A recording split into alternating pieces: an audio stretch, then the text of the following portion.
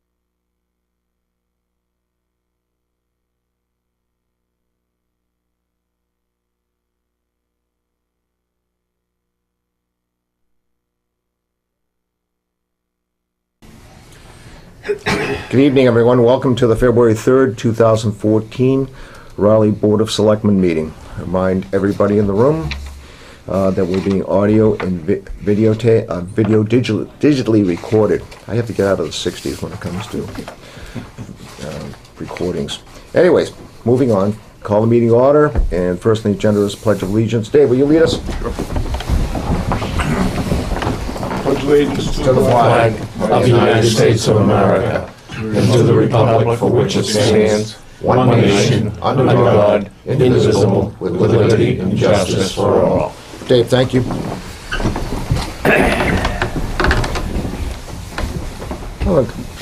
Some chairman's comments tonight. This morning I arrived back from my annual mission trip to Mexico, and I want to share a few thoughts with you, not about the politics of immigration, but the reality of life along the Mexican-Texas border.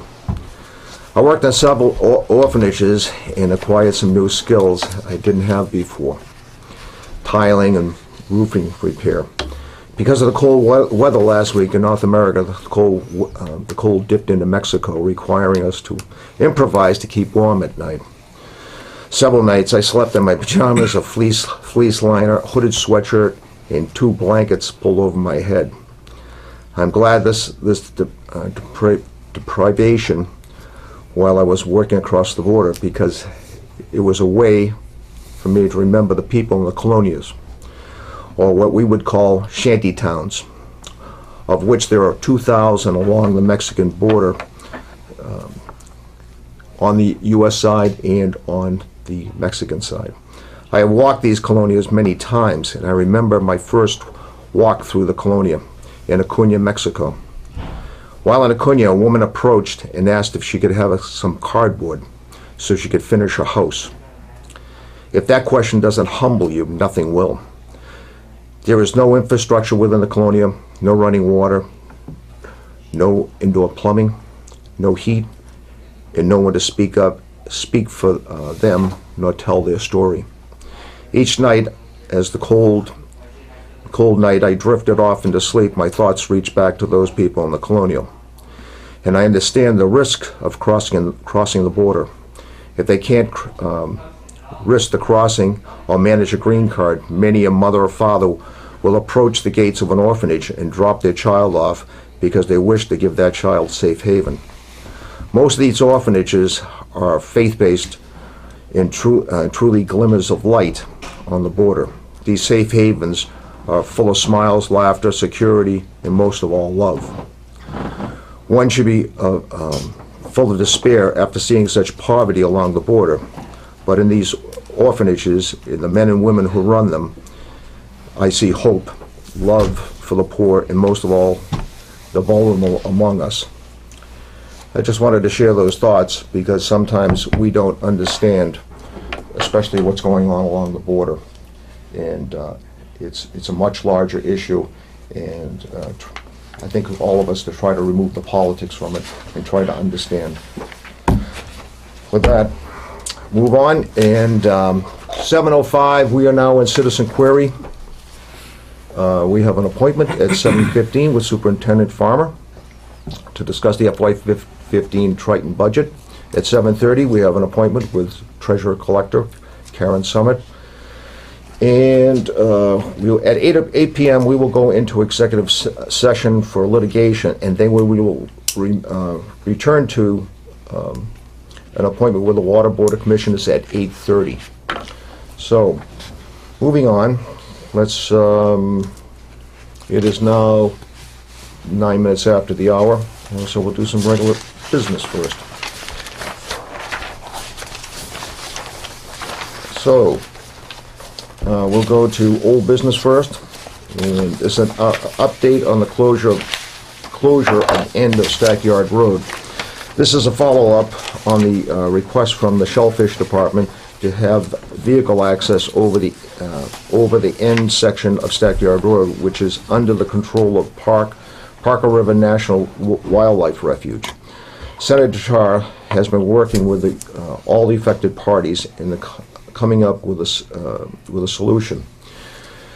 An agreement has been worked out with the National Refuge through the end of March 2015 that will provide the request access with conditions. Attached is a letter from the National Refuge outlining the conditions and the process by which the clammers may use the portion of Stackyard Road.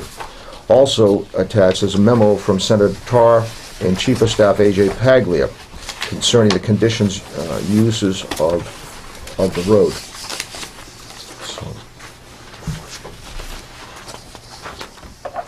Was this read into the record before while I was gone? No. No, okay. So let me read this. This is Senator Tarr. This is from the U.S. Department of Interior. I enjoyed the meeting with you and AJ in Boston last week and was impressed with the State House building. I have discussed the access issue with my staff and have decided to allow drive-on access to Nelson Island for commercial clammers from Raleigh and Newbury. This access will only be allowed subject to conditions described in the January 28th memo sent from your office. When the Raleigh River is frozen over, no more than 3 clammers using the road. When the Parker River freezes over, no more than 5 Newbury diggers using the road. When the Raleigh River is not frozen, but the wind is blowing such that small boat could not traverse Plum Island Sound, no more than 3 diggers using the road. All those using the access must stay on the existing roadway and must not deviate onto the surrounding salt marsh on Nelson Island, Drumlin. Please be advised that the refuge will not maintain Nelson Island roadway, nor will it be allowed others to maintain or place fill upon it. In absence of a catastrophic event, this access will be allowed for the remainder of 2014 through March 2015 and will be effective immediately. A new combination lock was installed on January the 29th, 2014, and the combination will be provided to the Raleigh Harbor Master, Newbury Clam Warden, Raleigh Town officials, Raleigh Police Department, and Fire Department. It should only be made available to commercial diggers that request drive-on access. This roadway is succumbing to the rising sea level and is showing definite signs of salt marsh reclamation. With the rapid deterioration of the roadbed, I cannot extend the access beyond March 2015. All users travel this roadway at the end and enter at their own risk since it has not been maintained in many years. I have enjoyed working with you and your staff, this and other matters, and look forward to continuing. Sincerely, Frank. Wow, is that I think it's Krasuski. Trzaskowski? I wish he had printed it underneath. Well, Mr. Trzaskowski, well, thank you very much for the solution to Stackyard Road problem. And any comments from the board? Yes, I was a party to the phone call with Senator Tarr and Frank in Boston. And Frank has done an outstanding job in helping us with this situation, and to make this extension is wonderful and will be well received by the clammers in both Newbury and Raleigh. He did a great job, and I want to thank Senator Tarr and A.J. Paglia, his aide, for their help. Joe, thank you for going out there to be meeting with everybody a few months ago and to help working on this problem. And again, I want to thank Senator Tarr for all his efforts and bringing all parties together in his office. And again, any other comments from the board? Okay. With that, yes. Larry? Larry White, Central Street. Is that exclusion only for commercial clammers? In other words, no one else can go past that boundary that they have set up at the parking lot? This will exclude everyone except the clammers. Okay, so it's just for the clammers. just for the clammers, especially in the wintertime, because there's no access. They would have to go out on a boat down the river Right. to access that part of Nelson's Island, Okay. okay? We're talking motor vehicle access. We're talking motor vehicle The motor access. vehicle. Right. So if people wanna walk out there, Larry, they can walk Yeah, out. they can walk out, but Can't not, drive out. not drive Only out. the commercial planners can actually drive out. Okay, because the last time I saw it, that they had the sign up that you couldn't even walk out there. That, you know, That's true. Well, One this of- one of- agreement refers to, seems to refer to vehicles, so. Right. One of the fears is that if you drive out there, they were driving on the edges of the salt marsh. Right. And deteriorating the road even further than it is. So, anyways, again, a thank you all around.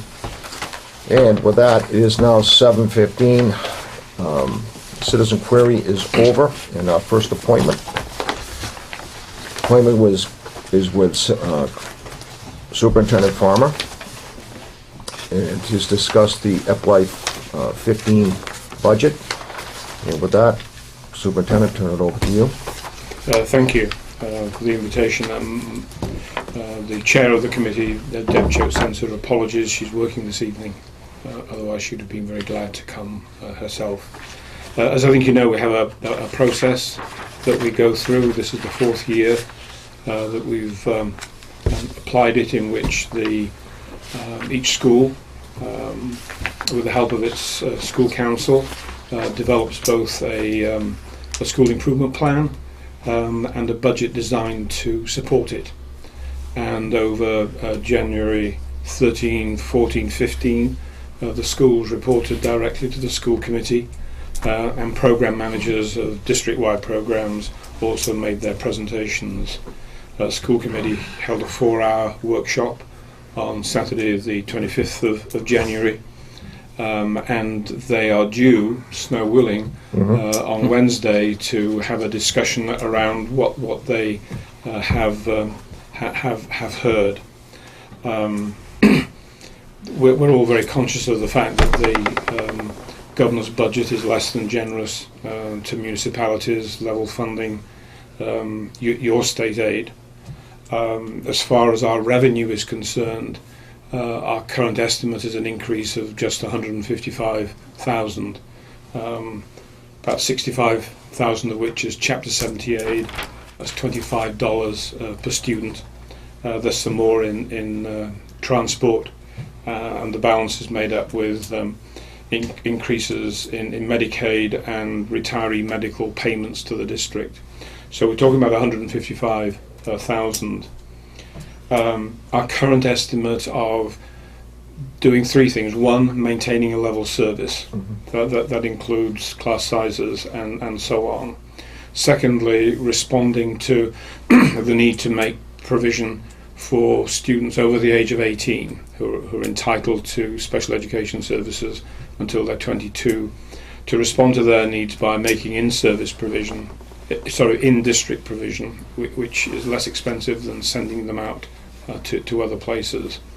And the third main element is to, through a leasing arrangement, to provide Wi-Fi access through all our schools. We are well behind in that. Not only do we need it for instructional purposes, we may need it for state assessment purposes in the future. One of our concerns, given that we are now a net importer of school choice students, and that has been a big change over the past several years, as families begin to look at and make comparisons, if we are way behind in terms of providing students with access and use of current technologies, people will say, well, you know, we're not a 21st century school. So level service plus those two additions take us to about 1.2 million more than where we are now. And that assumes a 7.5% increase in health insurance. Did very well the last 2 years. Brian estimated 7.5. His latest discussion with the person who kind of acts for us and advises us is that's a good figure for budgeting purposes. The 1.2 million doesn't include settlements for the two main collective bargaining agreements that are open at the moment, the teachers and the instructional aides. It does include what we call step and track, the contractual arrangements which are already in place. Clearly there's a big gap between 155,000 and 1.2 million. That's going to mean some reductions in service. My expectation is that we're going to have to look very hard at class size, which we have kept very well. If you look at our figures, they're generally in the teens, whereas our target is 20 K through 2 and 22 3 through 5. I think if this budget hits as it looks as if it's going to hit, then we're going to be making significant reductions in services. Clearly what we don't know is how far the Governor's budget will survive scrutiny of the House and the Senate, and no doubt the municipalities are putting a lot of pressure on legislators to say that level funding is not going to cut it, which will help you and no doubt help the school committee as well.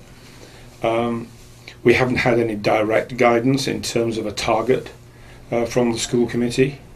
As you know, the school committee believes that it has a responsibility to explain to the community what we need in order to provide a level service and an adequate budget. An adequate budget is 3 million more than our current year's expenditure. That figure does include some investment on premises, which is why the school committee, if it meets on Wednesday, is going to have a look at the responsibilities of landlord and tenant as it applies to this community and to Newbury, where you are the owners of the building, and to that extent we are your hopefully good tenants. We think it would be useful to clarify that, because the regional agreement is not very specific. We also think it would be helpful in setting the scene for work with the Massachusetts School Building Authority as we move into looking to significantly update the Pine Grove facility. Brian, I don't know if I've missed anything there. Is that adequate? I think that's fair. We don't have an adequate budget, but you've got an adequate report, apparently. Yeah. Obviously, I'll take questions. I just have one question about the 155,000. Is that specifically for targeted Raleigh, or is that The 155 is the increased revenue to the school committee budget as a whole.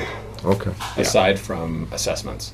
Aside from So assessments, so we budget operating expenses, then we have local receipts, which is Chapter 70 regional transport, Medicaid, retiree benefit payments, and then what's left from there is what generates the assessment to the towns. what stage of the assessment process are you in? We haven't really looked at it yet. We're clear what we need for the level service budget with those additions that I mentioned, and the school committee are going to have to wrestle with that. And obviously it's difficult because we don't know what the final budget is going to be. I mean, I think it's well known that the tentative budget that will be approved is kind of what Brian calls the high water mark, because the school committee can't increase it. After that, we can bring it down, but not put it up. But we're in for a difficult year. One comment that I would make is that we were at a meeting in Boston for the Mass Municipal Association, and House Speaker DeLeo said that the House will do better than the governor's budget, and we're hoping to hold them to that. Right. Well, that's good news. Yeah, Speaker DeLeo is pretty. When he says something like that, you can pretty well stand behind him. I found him pretty open. You know. Well, we will obviously be talking with legislators as we can. But my local association has a meeting with legislators later this month, and we will be pressing not just for the schools, but we know that that the schools and the towns and the cities are inextricably interlinked. Any questions from the I board? would just say, as a member of the board here, I represented, in fact, I have to say that I went to it was a 4-hour meeting on January 25th on a Saturday morning. I thought it was very productive, very well run. And the sad part is that Raleigh was the only town that was actually represented. Peter was there from the Finance Committee, and I was there representing the Board of Selectmen. The other two towns regretfully couldn't send anybody, but it was a very in-depth discussion of the budget, from everything from class sizes to teachers to special needs to transportation to, they went through, I think, every line item of the budget, trying to prioritize where there were potential cuts and where there were increases, so that they really honed things down, so that if someone takes the time, and it's time consuming to go through that school budget, there's no doubt about that. But it was very interesting and very informative, and at that time, obviously the initial pass of the budget leaves us with quite a large increase in the assessment, and hopefully through state aid and some other things that could be reduced, and it's still up to the school committee to decide, what level they're hoping to put the budget at, and what cuts, and we're all looking at various scenarios, and until we get state figures, it's pretty difficult to make choices. But I just want to add too that, Bob, Mary, and I have met with Brian, and with the permission of the superintendent, on looking at Pine Grove School. It's been years since Raleigh has really put any money into the Pine Grove School. I think the roof job of quite a few years ago was probably the last time that we put any substantial money. So we're hoping that in our budget, capital outlay, we can do some painting and some fix-up things at this point. And then there's we did talk briefly about the fact that the school's going to need some roof work. It's going to need a boiler. It's going to need parking. There's a couple of $300,000, maybe more, I forget off the top of my head, of repairs and renovations that are really in need over there. Some technology type wiring updates and stuff like that. So we're hoping that once we get by this initial rush of the budget now, that we can look at working together to go to the school building needs on the state level, and hopefully come up with a package that we get some state aid, and it'll require some input from us. But I think the school's in need of it, and I think hopefully parents will be in a position that they're going to support that too, because it's been a long time since it sounds like that moves into the area you're talking about, of meeting, what obligations the town has, and what obligations Triton has, and it's coming up with the bucks like everything else. It boils down to. I have a draft of those arrangements, not for necessarily to discuss this evening, but if you'd like to receive the draft, Definitely. it's very simple. On the left, under landlord, you can write Rowley, and under tenant, you can write the school committee. The other question I had at their meeting, and it wasn't really germane to the discussion we were having, was I asked about the school resource officer, which is currently the Newbury Police Department, at their expense, provides, and correct me if I'm wrong, a police officer at the school for 3 days a week. Is that what it boils down to? I know in the past we've had discussions about, obviously it's all three towns use the resource officer, and if we can divide up, and I don't know how this board feels. I kind of mentioned my own feeling is if we want to do that and help Newbury out and fund it evenly, to be a separate, rather than be part of the school budget, because I know in the past, when they had a police officer up there many years ago, it was paid through the school budget, and then at some point it became an issue of, do we hire a teacher or do we hire a police officer to be in the school? And hiring the teacher, obviously, from your perspective, won out. And at some point, Newbury said, well, we really need to put a police officer, have someone available, and they made him available. So I think it's something that we need to be open to, and I don't think we've heard anything from Newbury on this in particular, but be open to the fact that the three communities share the cost of that school resource officer. I think it's valuable, and I think most people in the community do, and maybe you can comment on it, just to see if you guys would I'm sure you want to continue the position. Right now it's 3 days a week. It used to be 5. I don't know. Once again, it's a funding, like everything else, it's a funding issue, so. The 3 days a week seems to work pretty well, because if there are other reasons for us to need a police presence, that they will come anyway. Right.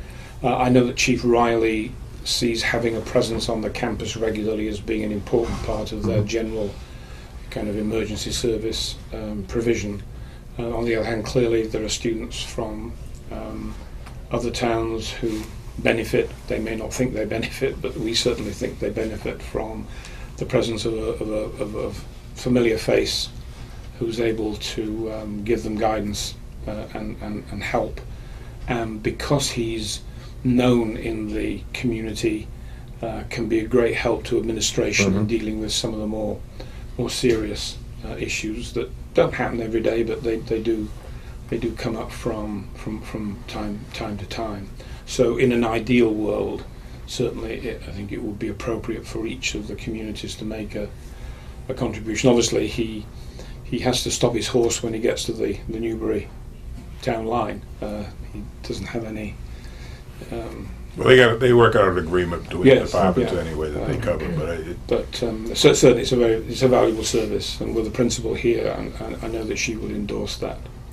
yeah, it's something that it's over the years it's come back and forth. It's gone full circle from having nobody to having someone full time, and then at one point we had a lot of discussion about how to fund it and so on and so forth.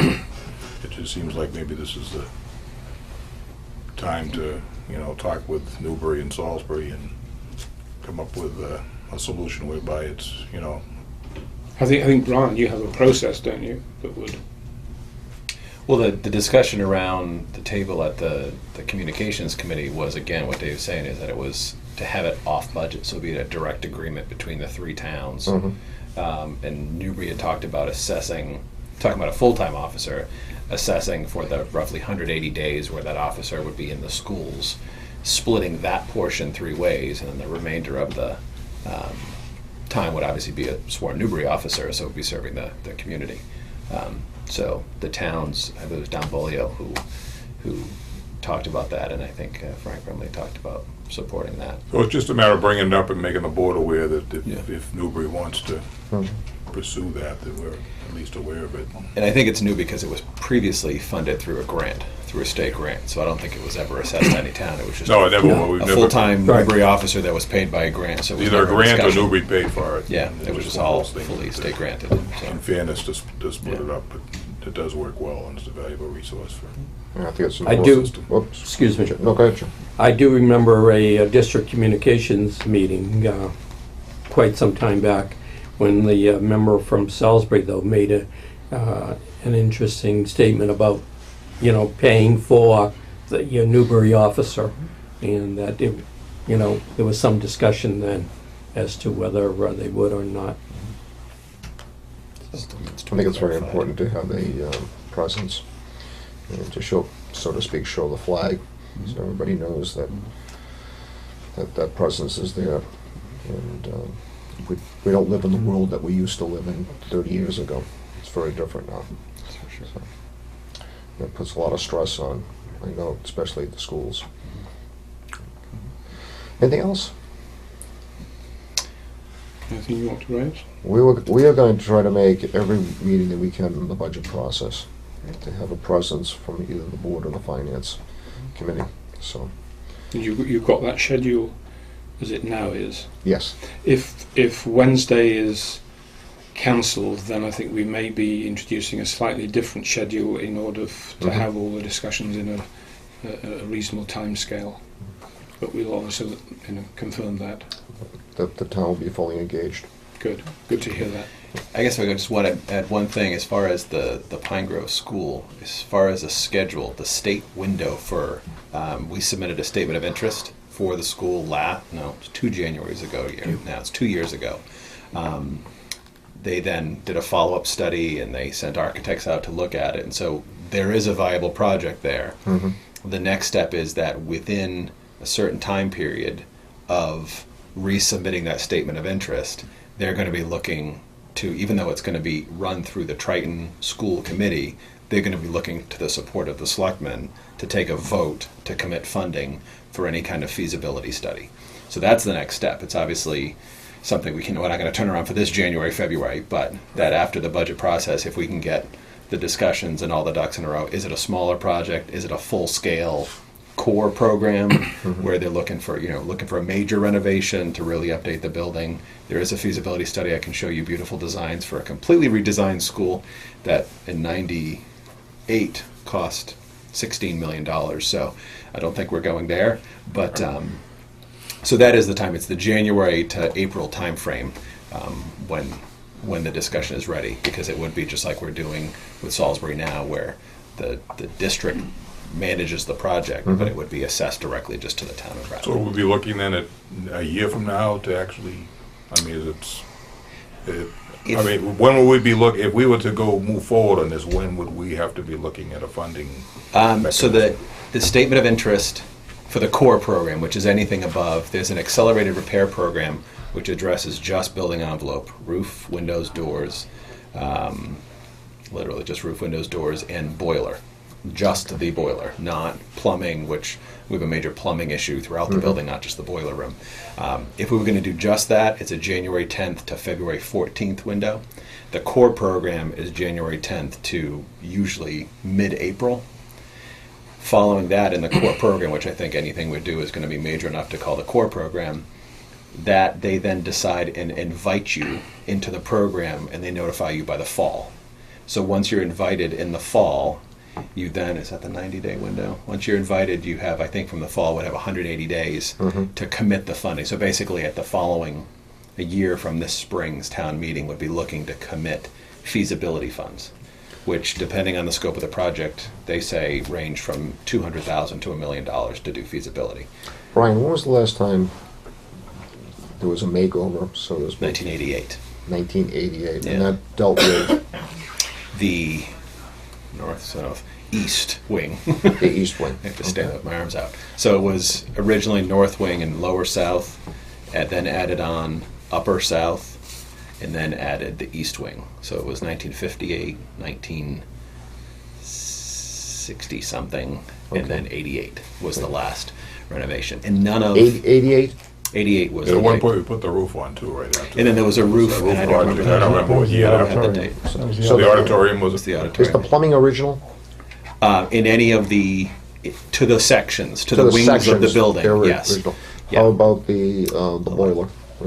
Has that been replaced? I want to say that was the 70s. 70s. 70s. That was not done in 88. They converted from, at least from gas, from oil to gas. Yes. Bunker fuel, actually, number 6. Yeah. Fuel oil. Yeah. To gas. So, and it's, it usually, knock on wood, yeah, we're riding on, we're on borrowed Thin air. time. It's, So, I to mean, say it's we're on something borrowed that- time with those boilers, yes. so I think, from looking at it, sitting down from the board's perspective, I think we really need to look at and come up with a schedule and what we're looking at for funding, and that for a year from now's town meeting would be probably appropriate. Whether we are able to do it or not, but at some point, we're gonna need to replace the boiler or whatever anyway. I mean, it's gonna cost us one way or the other, and if we can put it together with a larger project in which the state gives us some reimbursement, that would certainly be Certainly, if the state's gonna give a huge benefit to 50% the refund. taxpayers. Right. That would be Absolutely. advantageous to us. Absolutely. Absolutely. I should say that Brian has drafted a capital improvement plan for the district, which includes details of utilities which are way beyond their expected life span, and we have a lot of them. We do too. I don't know if you're familiar with some of the items we need to put on the town warrant this year, but we need a fire engine. We need a ladder truck. I believe I'm the only superintendent of school who's ever visited your That's right, you are. department. Yes, we appreciate it. You can see what the conditions that we have the fire Absolutely, department live in. absolutely. Yeah, we need to do a feasibility study also. Looking forward to a station, but we need a ladder truck desperately. So we're still working over the figures where that would take us, but that's necessary. Again, if you spend some time, which many of these members here have been members of the fire department, and a lot of people don't understand why we have a ladder truck. And you need to get the ladder in close to the house so you can get the water on the roof or the building, the structure. And that's very important. We have to preach this all the time because a lot of people will say, well, why do you need a 100-foot ladder? Well, there's specifically getting it close enough as you possibly can to get water on the roof of the structure. Anyways, you'll be hearing more about that. Anything else? Yes? I do. Oh, Joe, go right ahead. I'd like to have the district communications reinstated as an evening program. Please. I missed those meetings. I thought we got a lot accomplished, and I would like to have those meetings reestablished in the evening. We'll pass that back on to the chair. Thank you. She is in listening mode Thank you. on that issue. Okay. Anything else? No. Well, Superintendent, thank you. Thank you. Superintendent, coming in. Thank you. We appreciate it. And Thanks for coming. we'll be engaged and in contact with you. Thank you. Good to see you. Good to see you.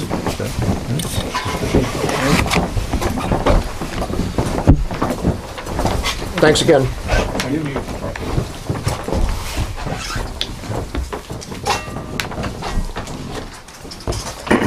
Okay.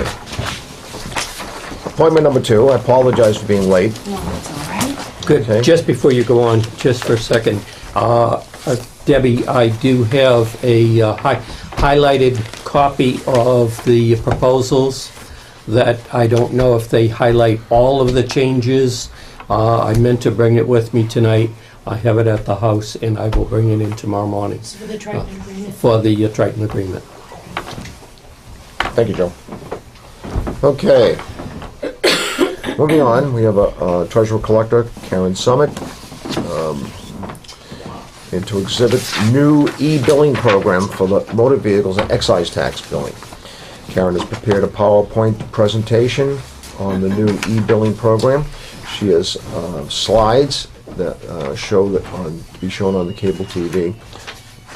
This is great. I love this when we use the TV this way. Okay, instead of having to hold up paper to show everybody at home, have these slides. So, with that, Karen, take it away. Thank you, gentlemen.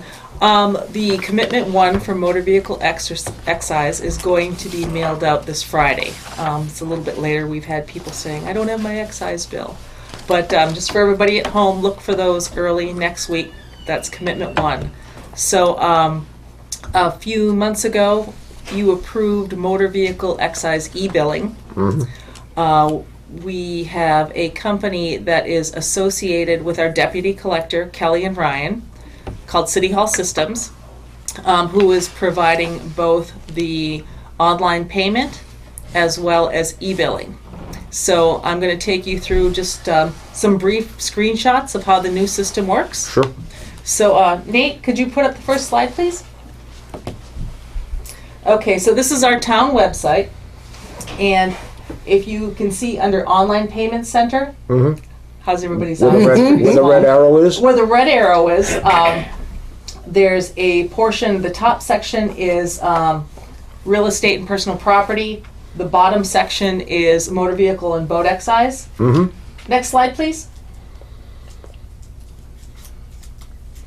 So what happens is it takes you to this screen, and you can't see it, but on the right-hand side, it says view or pay your bills.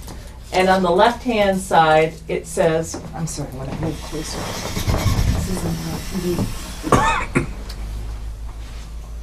It says personal information.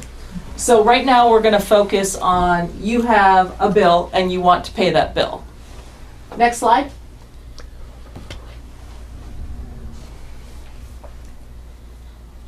Nate, can you focus that at all? It's a little fuzzy. So anyway, I'll just kind of walk you through this. So what this says is the top says, what kind of bill do you want to pay? Right. And you have a choice between boat bill and motor vehicle excise. So we're going to go to the next screen, please. And it says, please enter your bill number and your registration. You need to have both of those items. because motor vehicle excise is not public information. So we require two validating pieces of information. And then where the red circle is, basically it says, find my bills. Next screen, please. So what happens is I've put in my bill number, I've put in my registration, and it says, you have a motor vehicle excise bill. So it gives me two choices here. I can either view my bill, or I can say, yeah, I know I have my bill and I'd like to pay it. So if you'd like to view your bill, next slide please. It'll bring up your bill in a PDF, so you can either print that, you can save it, you can look at it. If you keep your tax records electronically and you save that as a PDF, you'll have that when you need to do your taxes next year. Or you can look at it, you can print it, and then be done with it. Next slide, please. So I looked at my bill, and now I've decided that I'm ready to pay that bill. So I'm going to add that to my cart, and that red circle says add to cart. Next, please. So I've added that to my cart. There's another option up at the top under the town hall that also says search for more bills. So if you have more than one excise, you can look and see what else you have. It will see what's linked to you. So you can do the same thing with any additional bills. You add them to your cart, and then when you're ready, you can proceed to checkout. Next, please. So basically, the left side of this screen says pay by e-check. The right side is pay by credit card. If you're paying by an e-check, there is no cost involved. If you're paying by a credit card, there is a fee, which I think is 3% of the bill. So depending on how much your bill is, it can get pricey. But if you're paying by an e-check, it is free. And if you're going to just go in and say, okay, I want to pay this bill one time, you fill in your information on the left-hand side. It's going to take today's date as your payment date, and then you press the button, I want to pay my bill by e-check, and you're done. Next slide, please. So I've put in all my information. I'm ready to pay. Next, please.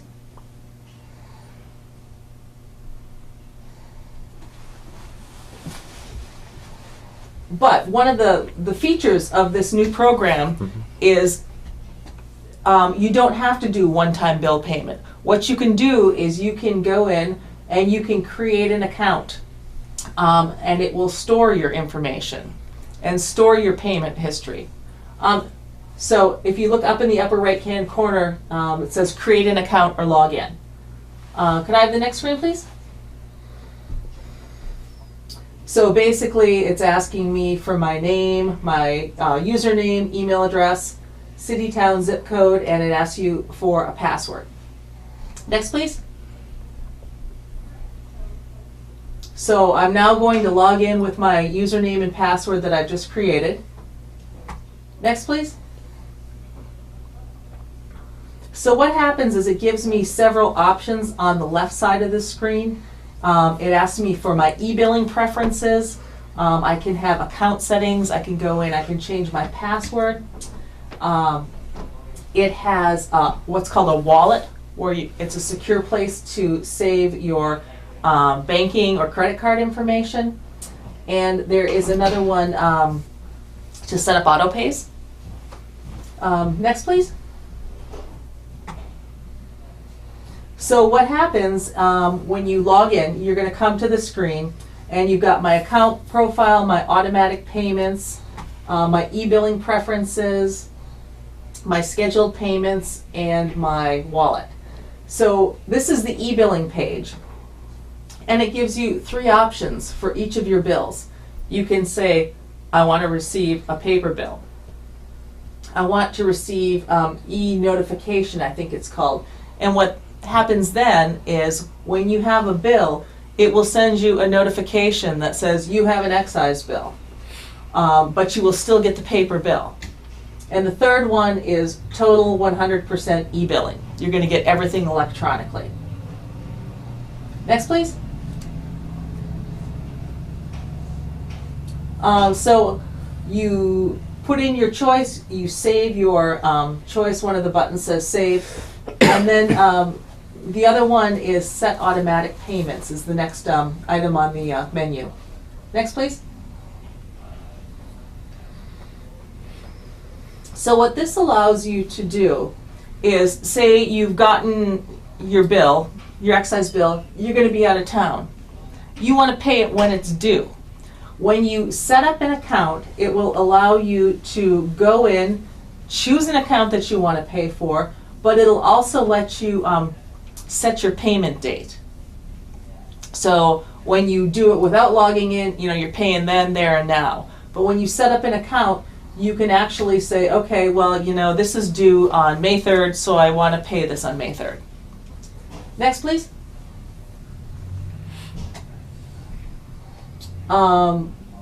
So we're scheduling a payment. So, next, please. So what I've done is I've gone in and said, okay, I want to make this payment on a certain day. I want to pay by e-check. I want to pay with my checking account because I've set up my checking account as one of my account choices. And next, please. It asks you, do you want to make this scheduled payment? You'll tell it yes. Next, please. And then it will say, okay, you've made this payment scheduled for March 3rd. You can print that out. If you say, oh, did I pay this? Did I not pay this? You can go back in, you can check on this. So it's really, having an account with history. Next slide, please.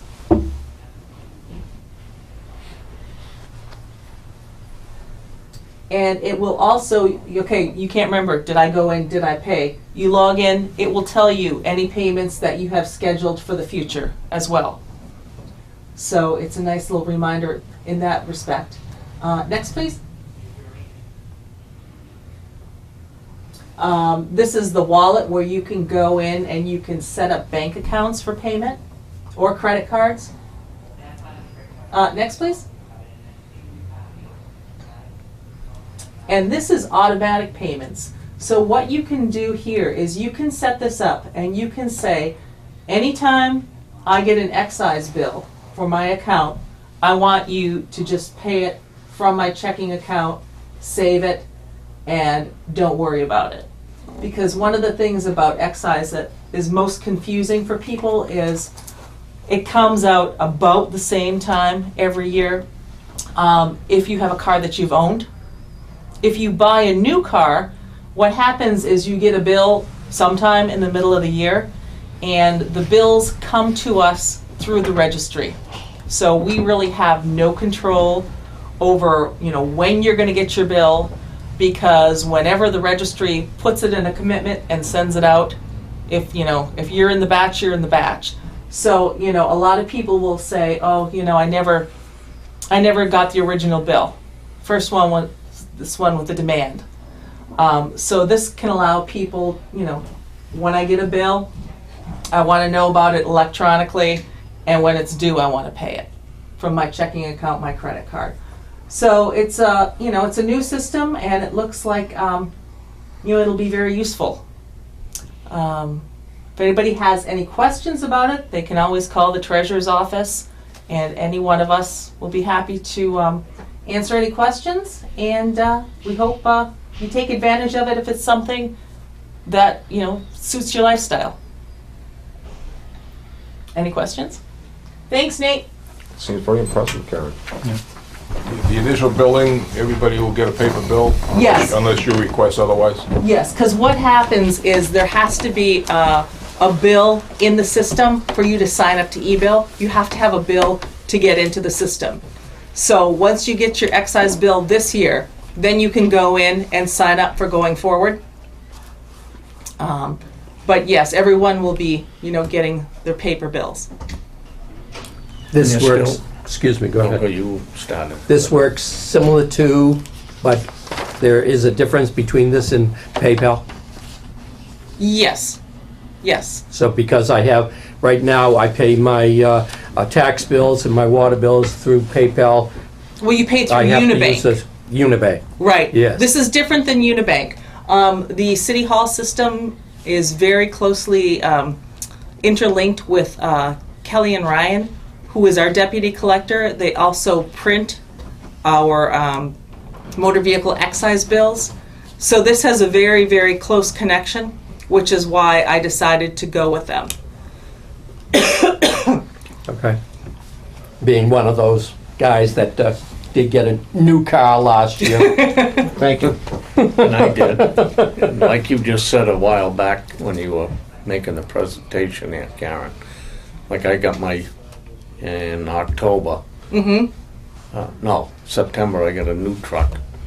And like you say, they come spit it out from the registry. I come in and paid it. Right. Now, what's gonna happen now, you're just saying that everyone's gonna get a paper bill in the mail. What they Right. do with it. Right. But you still can come in and throw you a check in there. Oh, absolutely. That's all I Absolutely. wanna know. It's I all don't about want no giving one people tinkering with choices. Checking accounts and, Yeah. like Yeah. you said, the credit card, you gotta pay that extra, Yeah. what, 3%? Exactly. Yeah. Yeah. No, that's not Yeah, gonna well, change, yeah. No. No, Yeah. you can always. No, it's But I'm just saying, absolutely. I don't It's add a just charge another on that. option. No, For some people, like to pay their bills online. Yeah. Some people like to receive their bills online, and it's an option that we haven't had before, and it's a secure option. Kelly and Ryan knows the rules about motor vehicle excise, so it's a very Okay. more peace. Everybody has their flavor and how they want to do this. Absolutely, absolutely. yep. Karen, how does the system handle, in other words, I buy a new car in July, I've already paid for my other car, you get a rebate because you've changed vehicles? That process works the same way as it works now. As it always What does. happens is you need to go into the assessor's office and bring your new registration. And what they'll do is they'll look up and see, okay, well, this registration has already had a bill, and they'll abate part of your old bill, which then comes over to us and we will issue a refund. But it's not, in other words, you physically have to do that. It's not, this system isn't gonna tell you. No. No. Just so people are aware that if Right. they swap vehicles during the year, they are still going to have to go through that manual process. Yes. Yeah. This is Giving just a for, rebate. receiving and paying bills. And they do rebate you a little bit, and they give you a. Oh, yeah. Hey, wow. That's not Karen's fault. though. Yeah, that's the assessor. Blame Sean for that one. My No, other it's not que- even Sean, it's the registry. Yeah, my other question is, in terms of, I think I've asked you this before, is are we closer to getting water bills to be paid automatically out of our, like the light bills? In other words, every month you want to pay your water bill online, you got to run in and go through the whole process. Is that, whereas a light bill comes in and it just automatically gets paid, similar to what you're talking about. Right. As a water department, are we anywhere close to getting that same automatic? Well, I think that's Payment. something you're going to talk about at your joint meeting. Or I'm just asking, you're the expert. Right.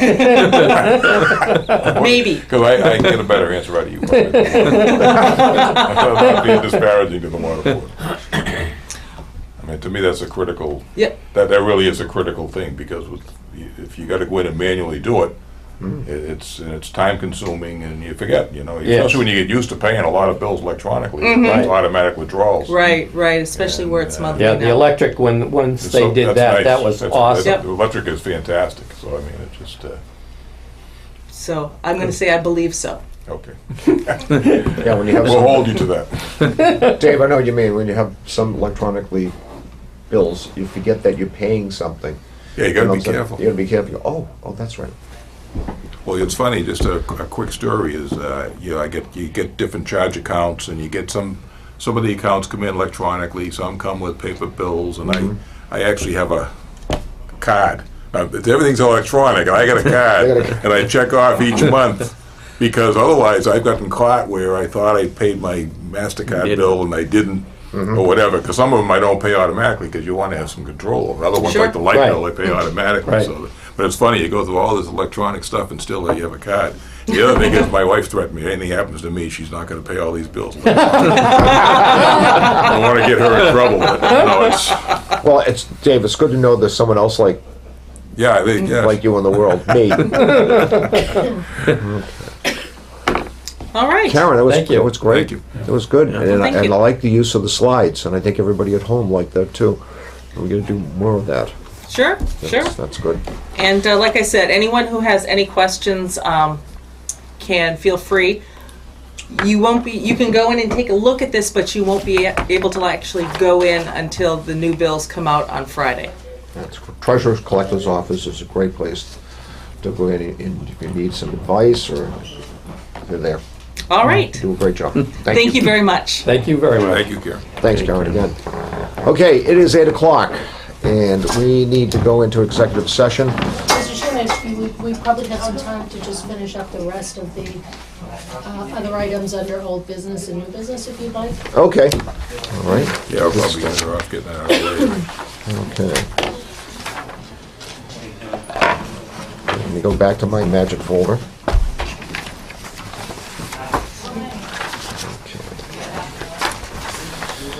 Okay, going back to old business number 2, revised FY15 Northeast Mass Mosquito Control and Wetlands Management District Assessment. The Northeast Massachusetts Mosquito Control and Wetlands Management District notified us this week that the FY14 assessment they provided us were inaccurate. The correct FY14 assessments are included in this package. The assessment of Raleigh is not increasing in FY15. The FY14 correct assessment was $54,321. The FY15 assessment is $54,321. The Board of Selectmen needs to revote the support of the mosquito control funding, and Chairman Snow will need to sign the document. I'll make that motion. I have a motion, I have a second. All those in favor? Aye. Give me a pen.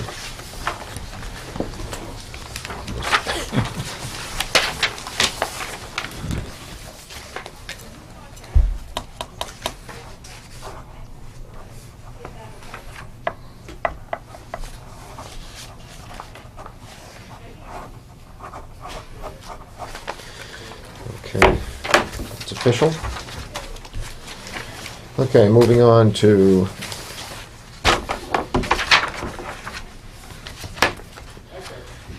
old business number 3. Discuss request for a salt marsh land gift in State Division of Fisheries and Wildlife. Land agent Ann Gagnon has contacted Debbie regarding the Division of Fisheries and Wildlife request for the donation of a tax title parcel in Salt Marsh, map 37, parcel 25 on the Mill River.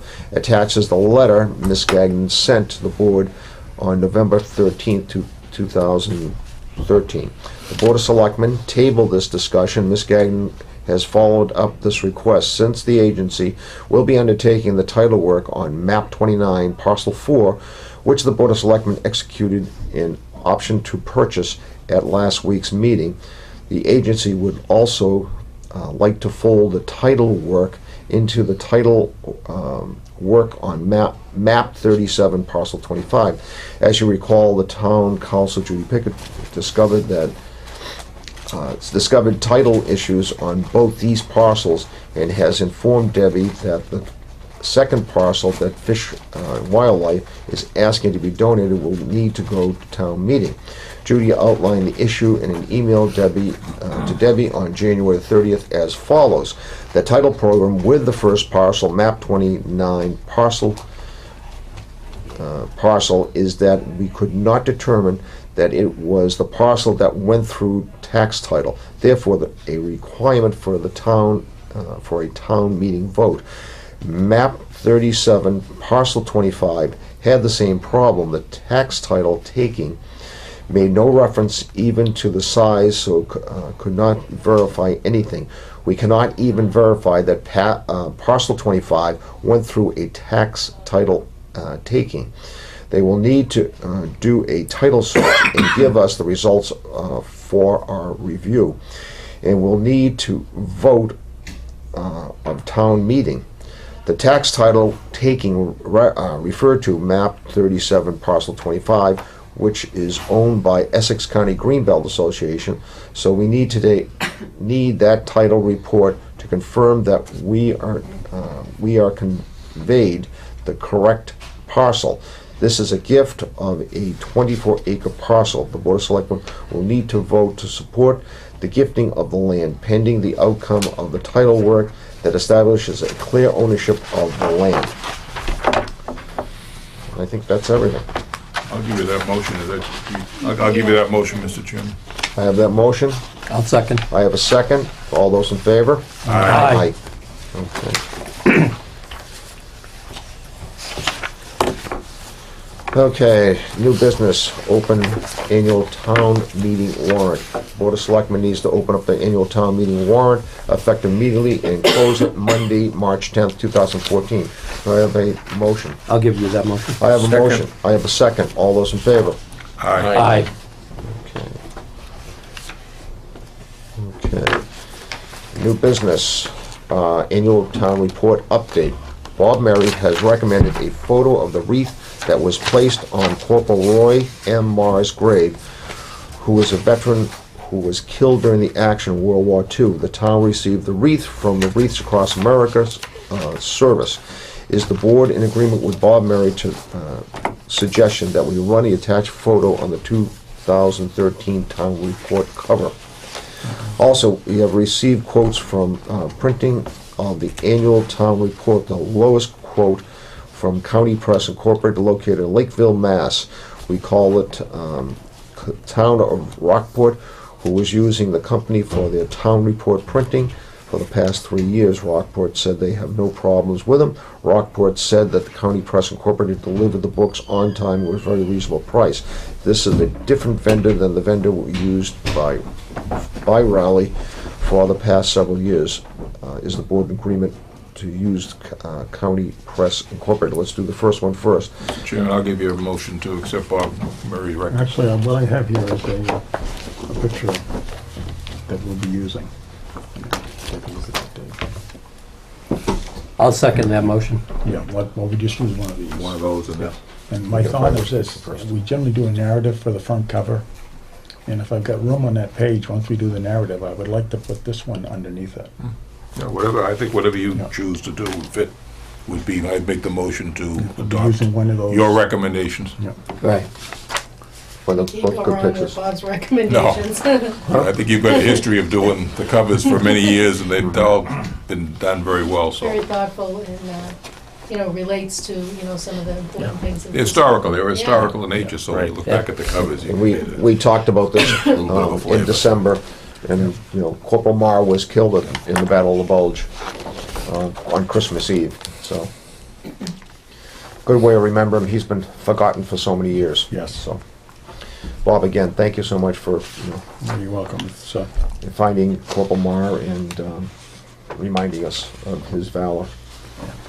Dave gave you the motion. Okay, Dave gave me the motion. I second. You second. All those in favor? Aye. Okay, that was for the photo. Cover. Now for the printing. So, Mr. Chairman, this company that had asked us if they could submit a quote has submitted a quote of approximately $681, Mm-hmm. 2 cents, and we've been paying about almost twice that. It's been over $1,000 on a regular basis, so Okay. this is a very competitive price.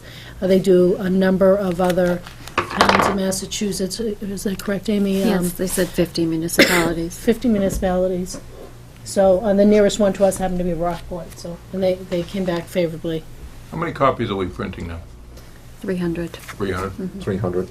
Is that way too many, or is it an appropriate number? It varies from year to year. There's some years there seems to be a high demand for the books. So we're In safe other years, to leave it at that we might number. have a lot of extras. Plus the warrant is online. So if you wish to, Exactly, so if you you wish can to look at it. download it, actually, town reports online. at Town some reports point, on, yeah. Yeah. The town report is on. How many do you have left over this year, Debbie, roughly? Can't remember Probably half. maybe Yeah. half. Do we need that many? I was gonna say, maybe it might change the price, but would be worthwhile to drop it down, say to 200. I mean, I don't know how many you've been giving out on the I average. think for price. that price, it isn't worth dropping the number. Yeah, maybe you're right Well, what I would wanna do Yeah, is, if it's half Maybe price. because it's honoring a veteran, there may be some other, entities that may go to veteran related or the family, I don't know. yeah, I mean, I would ask them first, Yeah. because generally the amount that you order fixes the price. Yes, I it mean, there's a does. certain Yeah. price that, Yeah, for we one would have to book. requote it to see Right. how Let's much it leave would it the go same. down. Yeah. If they're cutting the price in half, it isn't worth. No. Well, why don't we see how it goes this year? Yeah, And then next year exactly. we can make a decision Okay. whether we want to cut back or not. Bob, are you looking at, the past people that have died in service here? We still gonna be putting them in the book? I mean, we got Scott Levitt that should. yes. Oh, yes, Oh, yes. I definitely. mean, they. Yeah, no, we're gonna do the memorials. All right. Yeah, I'm Okay. working on those already. All right. I've already started working on those. Yeah. So, Yeah, we can't forget those people. No, I know. You know, Yeah. it's- Well, I'll give you a motion then, Mr. Chairman, if it's appropriate. Have a motion. I'll second. I have a second. All those in favor? Aye. Again, Bob, thank you so much for what you do with the historical portion. Thank you, Debbie. Amy, for- And again, if you have a tablet and, the report, the town report, you can download the town report on your tablet.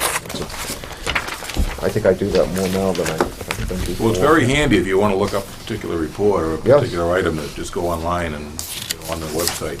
It And really again, is if you download working it on your out. tablet, you always have it with you. You can just, I'm not I that- know, I'm I not that know. dedicated.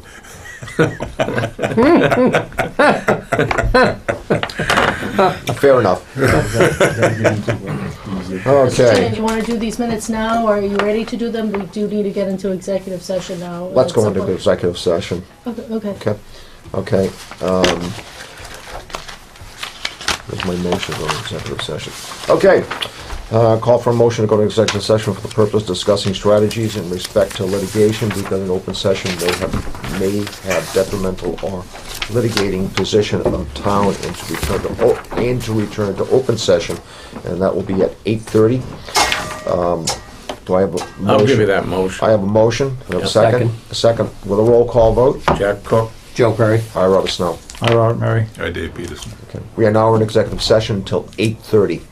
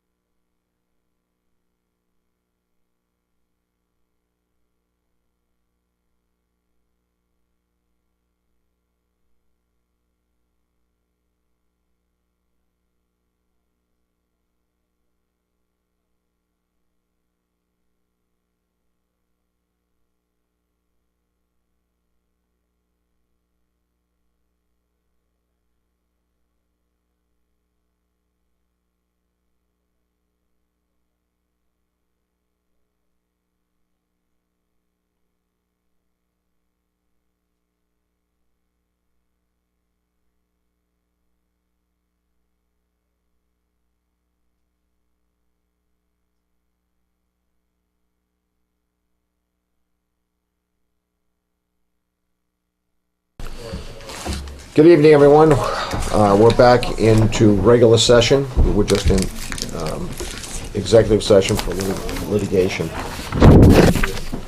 We're back in. We're waiting for the water board to come in. They have an 8:30.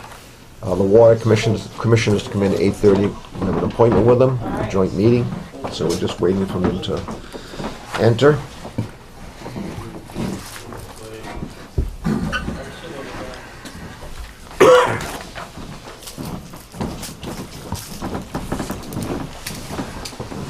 Hi, Tim. Tim, how are you?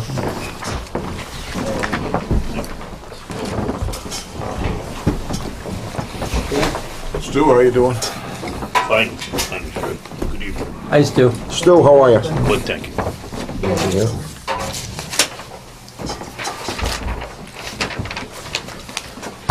Okay.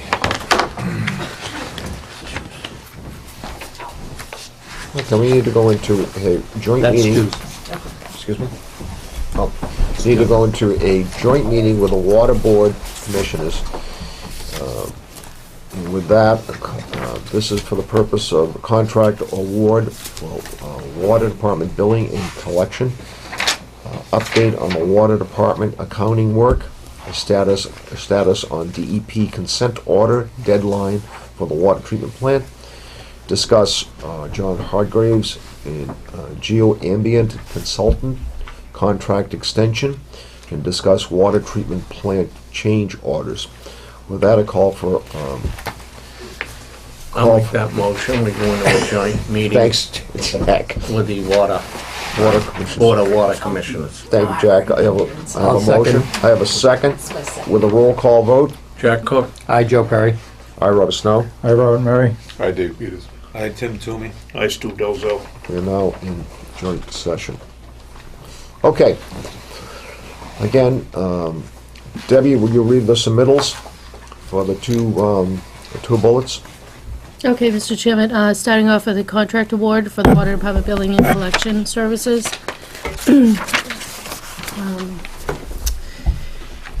Notifying both the Selectmen and the Board of Water Commissioners that pursuant to Mass General Law, Chapter 30B, I'm recommending that the contract for water billing, collection, and customer service be awarded to Pennachuck Water Service Corporation, 25 Manchester Street, Merrimack, New Hampshire.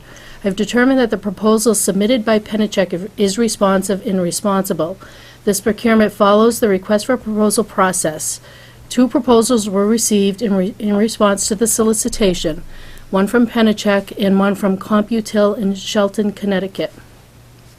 The proposal evaluation team reviewed the non-price proposals and determined that the proposal submitted by CompuTil was not responsive to the minimum quality requirements in the request for proposal solicitation.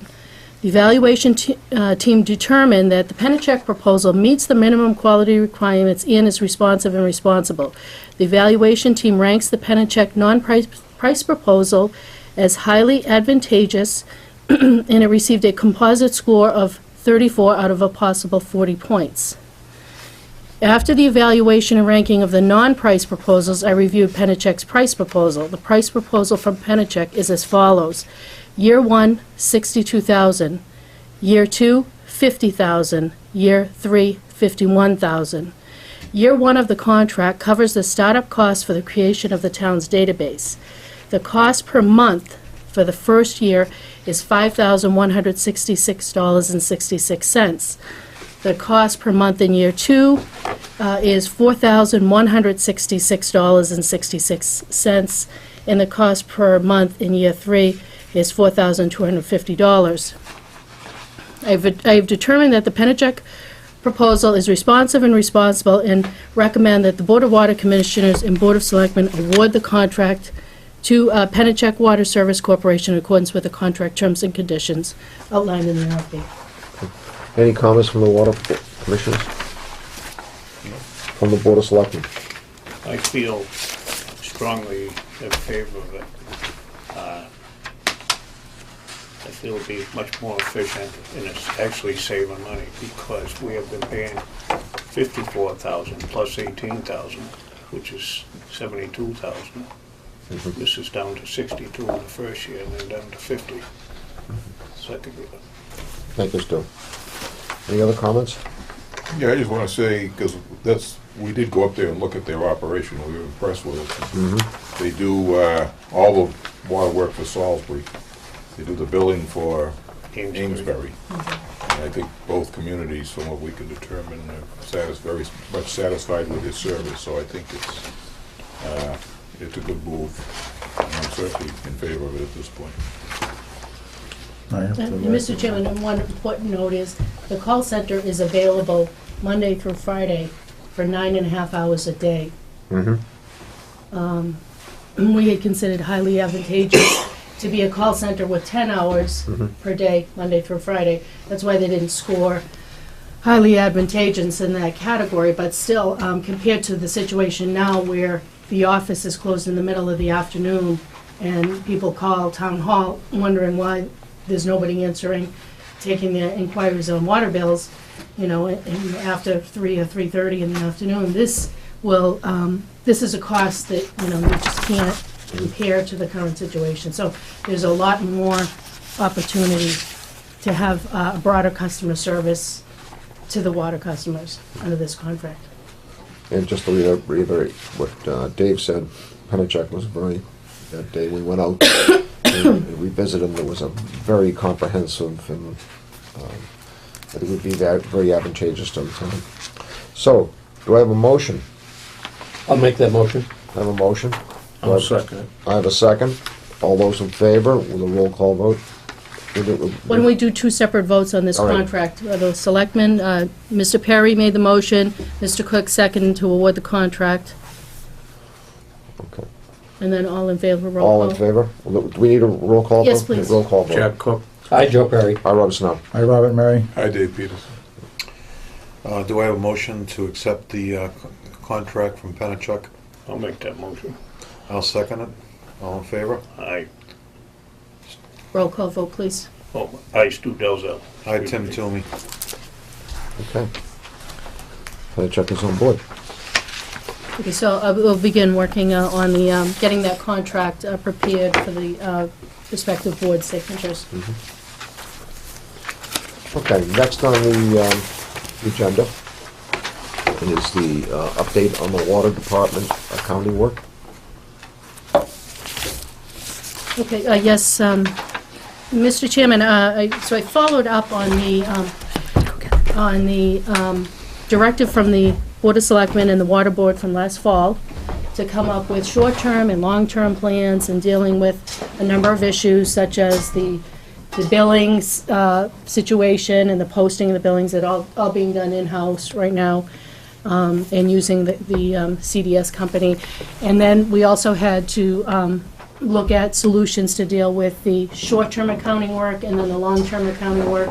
And as both boards are aware, I set up a contract with accountants on the short-term basis. So now what I would like to do is follow up on this and explain my long-term plan that I've worked on with the fiscal team. As you know, we've had accountants working in the water department on the Peachtree Sage accounting software system since mid-November. This was my response to the Board of Selectmen's and Board of Water Commissioners' request for me to develop a plan to handle the accounting needs of the water department on a short-term basis. The accountant from Accountab started inputting fiscal 2013 and 2014 data into the Peachtree Sage accounting software program. Limited data had been entered into the system for fiscal 2014. The accountant needed to go back to July 1, 2013 and enter information and reconcile the expenses with the approved FY14 budget. The accountant aligned categories in Peachtree Sage with those that were created in the fiscal 2000 budget. The accountant had also been working with town accountant Sue Bailey to reconcile the town's accounting records with the water department accounting records. This work hadn't been completed for fiscal 2013 and needed to be completed so that we can close the books for last fiscal year. Now that the data is in the Peachtree Sage system, has been updated, I'm following up on the Board of Selectmen's and Board of Water Commissioners directive to come up with a long-term plan to deal with the internal accounting work in the water department. I worked with the fiscal team in developing the long-term plan as outlined below, assign internal accounting duties to the Assistant Collector Administrative Assistant, and I'm just going to call that the ACAA. So we easier to abbreviate that, who currently works in the Treasurer Collector's Office. The fiscal team recommends that the Assistant Collector Administrative Assistant work approximately 15 hours per week in the Water Department office, working directly on accounting work. This provides for stability and continuity in the continued upkeep of the accounting work in this department. The ACAA will perform the following functions: preparation of the bills payable warrants, preparation of the payroll warrants, posting revenue and expenses in Peachtree, preparing financial statements for the Water Board and Water Superintendent, updating inventory in Peachtree, updating budgets in Peachtree, reconciling cash with the Treasurer Collector, reconciling financial statements with the Accounting Department, and other similar internal accounting work. The Treasurer Collector has overseen the above-cited duties since the departure of the business manager. Under this plan, the ACAA will continue to be under the direct supervision of the Treasurer Collector and report to the Treasurer Collector. These additional job duties will need to be included in the ACAA job description. The incumbent in this position has been working in the Water Department, performing some of these functions, as well as posting and reconciling water bill collections. The incumbent is already familiar with the operations of this department. By having the ACAA perform these critical accounting functions, we believe that there will be continuity and stability in the department. This will also provide a wider channel of communication on financial issues between the Water Department and the town's financial and administrative offices. The Board of Selectmen and the fiscal team have been working diligently with the Water Board and opening up the lines of communication on fiscal matters over the past year and a half. By having an employee who directly reports to the town's Treasurer Collector doing the internal accounting work in the Water Department, we will have that line of communication. The additional 15 hours per week will be paid for out of the Water Department's wages line. There are sufficient funds in the wage budget to cover the additional hours. The fiscal 2015 wage budget will include the additional 15 hours per week for the accounting work. The remaining Water Department financial work, such as budget development, revenue forecasting, and water rate analysis, etc., will still remain the responsibility of the Water Superintendent and Board of Water Commissioners. By having the ACAA perform the accounting work, the Water Superintendent and Water Commissioners will be provided with updated account data from the Peachtree system on a regular basis, thereby making this financial work easier to do. I believe that the budget development process should be much easier, specifically because the Peachtree account will be up to date. The ACAA has worked for the town for almost a year. I'm referring to the incumbent in that position. The incumbent holds a master's degree in business administration and has significant prior work experience in finance. The incumbent is interested in this additional work, and Treasurer Collector Karen Summer is confident that the incumbent is fully capable and well qualified to do the internal accounting work. An outside professional accountant will still be required to assist with closing out the accounting records for the fiscal year on occasion if other highly technical accounting work is needed. I recommend that you approve this plan and authorize me to proceed with amending her job description to include these expanded duties. I will contact the union president to discuss these duties because this position is in the union. It is my goal to have the accounting work transition to the ACAA by the end of this month. Therefore, it is imperative that the ACAA begin working with the accountants this week to start that transition. Very good. So I kindly ask for your consideration on that plan. In the vote. Any comments from the And board? Mrs. Summit's here tonight as well, if you have any questions. I got a question. Is that a union? That's not a union position, is it? Yes, it is. Okay. Any other questions from the Water Commissioners? Comments? Board of Selectmen? Karen? Oh, Stu. I'm strongly in favor of it. Thanks, Stu. Karen? I am too. Oh, Tim, thank you. Yeah, I think this is a great idea. Yeah. I mean, we've been working very closely with them since the departure of the business manager.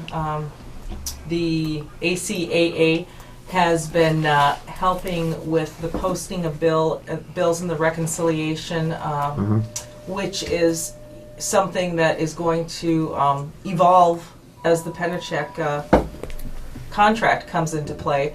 she'll continue until Penachek takes that over to make sure that's happening, and then move into the new duties. We've done a lot of work, and the accountant from Account Temps has really done a great job in getting the income statement set up so it is a reflection of the budget that we put in place. And I think the water commissioners probably have seen one or two drafts of that. Yeah. And it's much more useful document. So I think this is a great idea.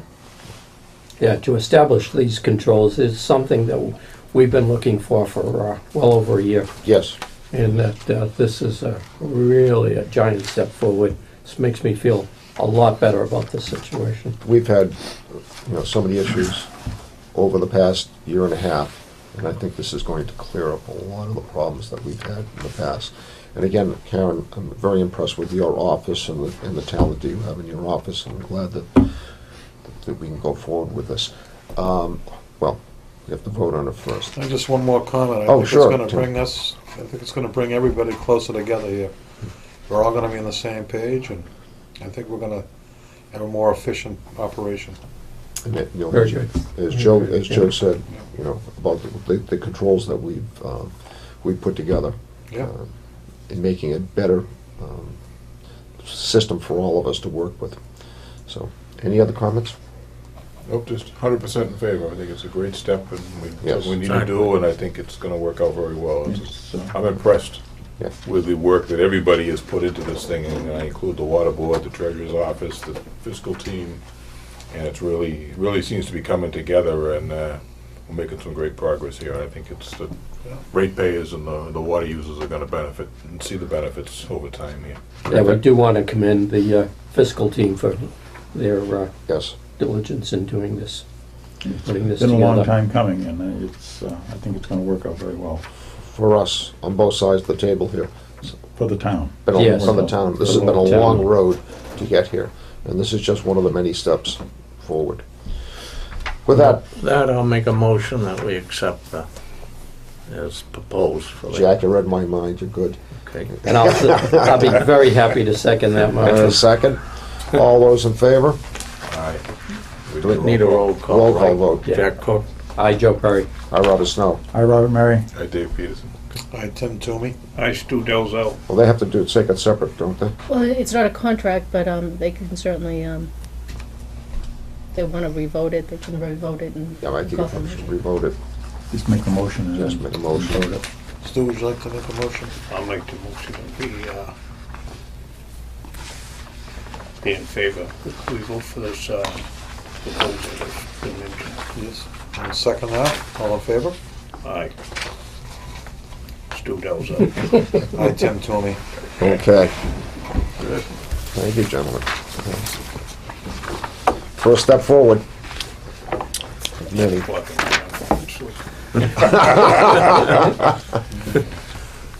I think we all feel that way, Stu. Okay, next, status of DEP consent to order deadline for the water treatment plant. It is Debbie's understanding the town has not yet received an official response in writing from the town's request submitted by Weston and Sampson for the deadline extension to mid-August. We have a copy of the letter sent to Barbara Cook of Weston Sampson to DEP regarding the time extension request revised. Copy of letter is attached. Do I? Mr. Chairman, I think you were in Mexico and in Texas, but the rest of the board did receive the copy. Oh, okay. So there was a revised request made to the DEP for that contract extension, and Mr. Griffin's here tonight, and he indicated that there's been no official response yet. I think that's still being worked out, Okay, so we're still waiting on that. unless you have more news, but I don't. Nothing official. It seems it's going to come without any problems, but I'll wait to see the letter before that happens. Okay. Okay. Move on to the next issue.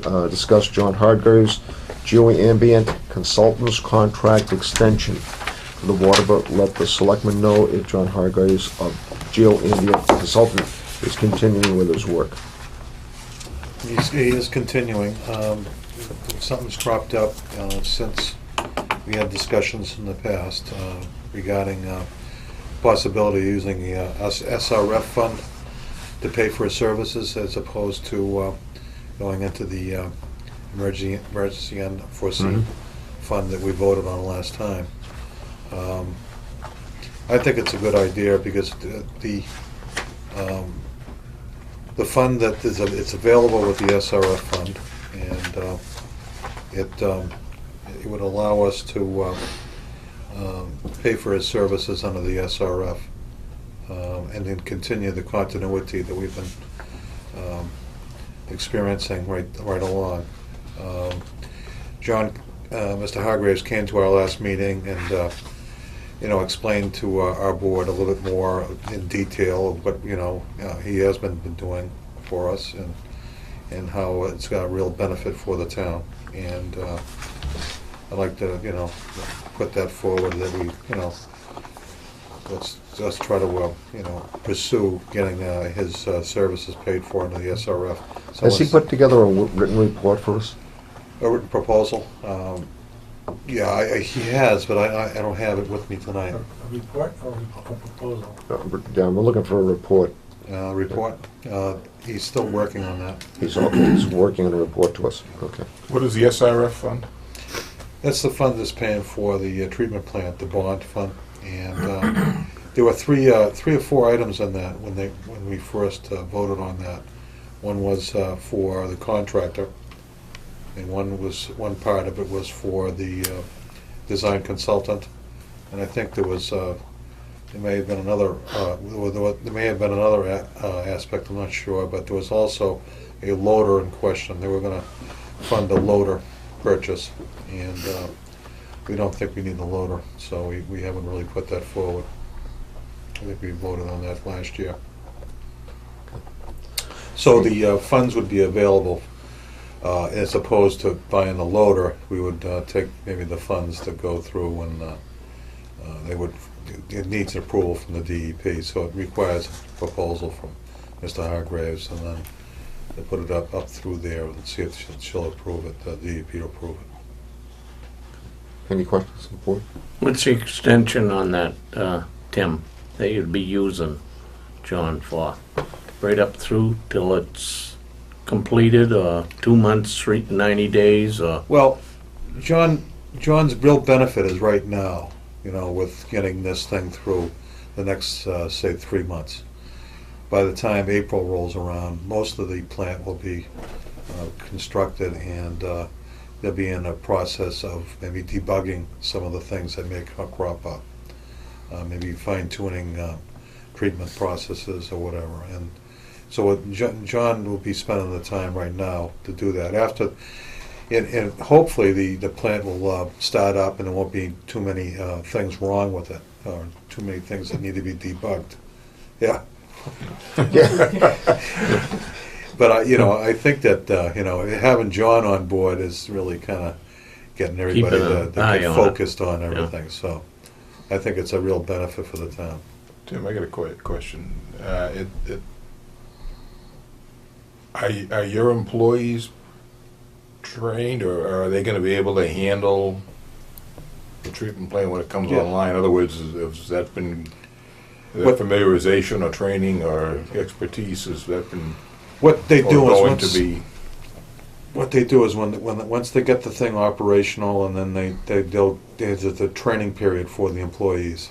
So in that time period, they'll be training the employees to function as operators for that particular plant.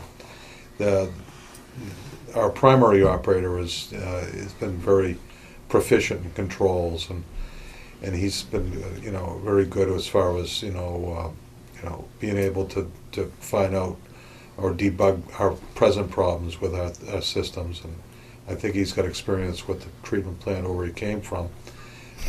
Also, we have expertise with Mark.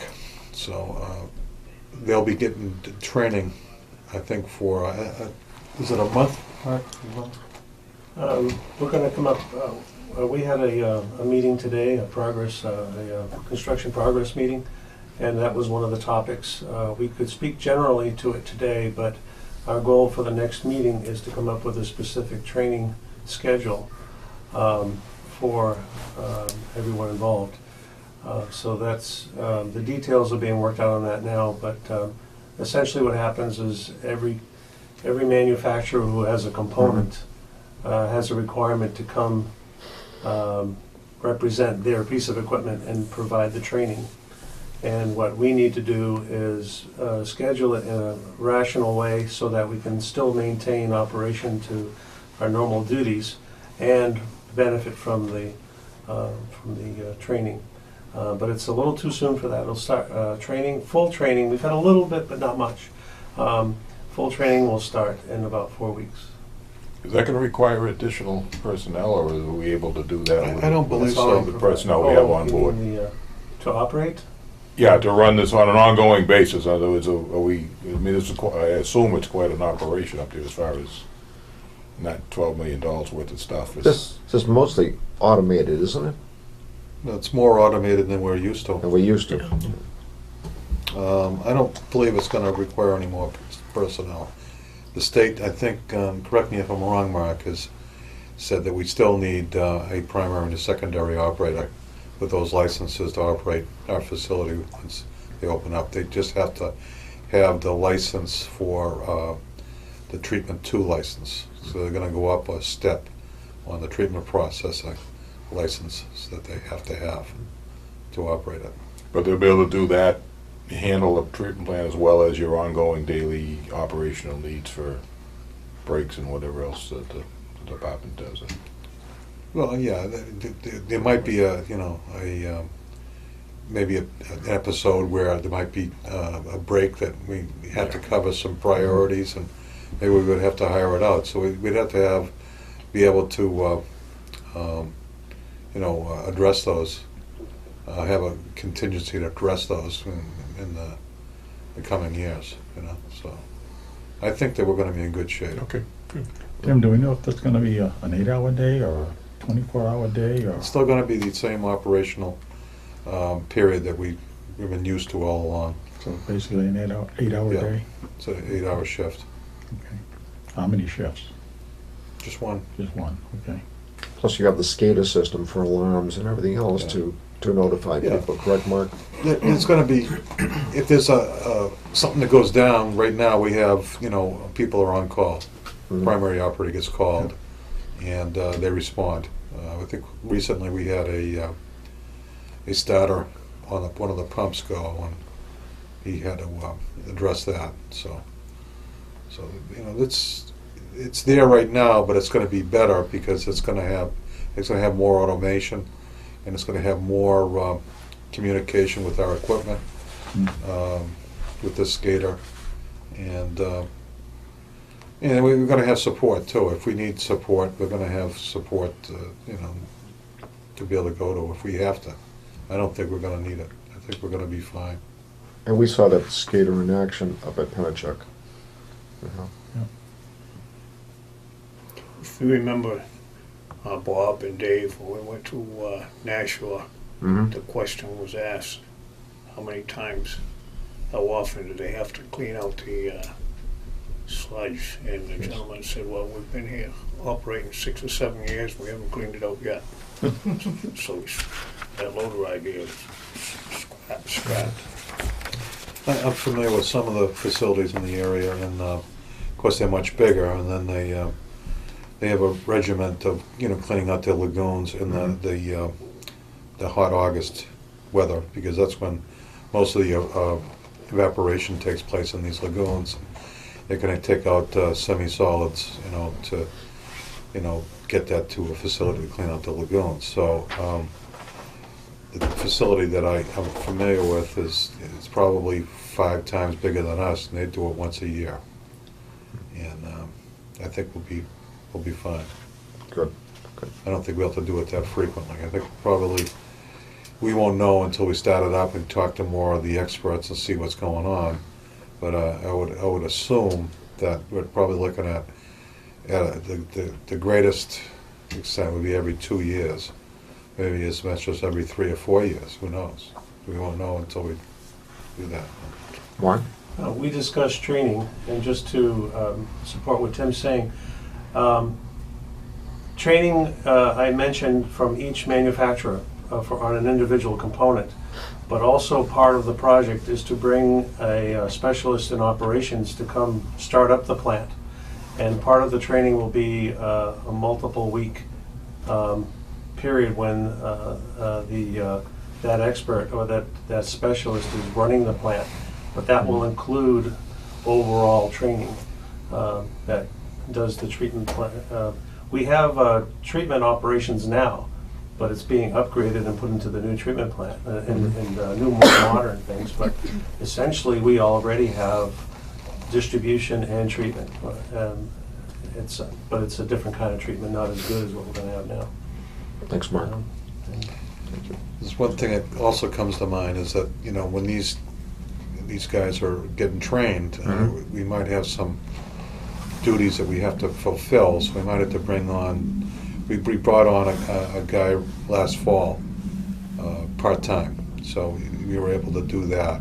We might have to bring him on part-time again, if he's still available, that to help us to fill in the gaps when these guys are getting trained, so there might be some other expenses like that, but that'd be temporary. Is that it? That's good. Also, we discussed the possibility of having Mr. Hargreaves put together a report, we talked about that, outlining the early change orders that were a result of not including the builder's risk insurance in the construction bid documents and the design flaws in the construction plan for the building. These change orders were also due to unforeseen site conditions, etc. Larry? I just want to continue on with Hargraves and mention that, you know, he has been the continuity amongst all of the changes and stuff. And initially, you had the Board of Selectmen, I think, had recommended or approved a $12,000 not to exceed expenditure, $3,000 a month for 4 months or so. And the Water Board has extended his contract to $3,000 for 6 weeks or so. And we're asking John now to kind of oversee a little more stuff, write a proposal or a progress report.